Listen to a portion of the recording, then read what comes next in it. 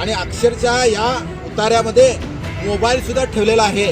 नारळ आहे, पानं आहे, बाकी इतर साईज आहे, मोबाईल सुद्धा ठेवलेला आहे. हा पहा मोबाईल सुद्धा उतारामध्ये ठेवलेला आहे. तेव्हा अंधश्रद्धा किती माणसाने किती ती अंगीकारावी याचा सुद्धा काही तरी मर्यादा असतात.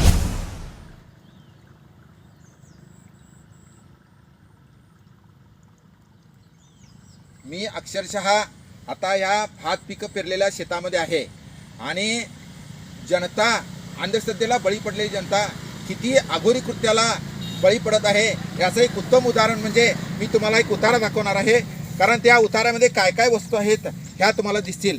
अक्षरशः अंधश्रद्धेचा एक मोठा बळी केल्यासारखं हे झालेलं आहे. त्या ठिकाणी बघा नारळ आहे, पान आहे, पानविडा आहे, लिंबू आहे, दहीभात आहे आणि सर्वात मोठं म्हणजे मोबाईल ठेवलेला आहे. हे मी पहिल्यांदाच पाहतोय. एवढ्या अंधश्रद्धेला बळी पडताना प्रत्येकाने प्रामाणिकपणे जाणीवपूर्वक विचार केला पाहिजेत आणि या शेतकऱ्यावर हे शेती असलेल्या शेतकऱ्यावर किती मोठा परिणाम होईल याचा सुद्धा जाणीवपूर्वक विचार करून हे असे उतारे अघोरी कृत्य उतारे ठेवणाऱ्यांनी याचा जाणीवपूर्वक विचार केला पाहिजेत.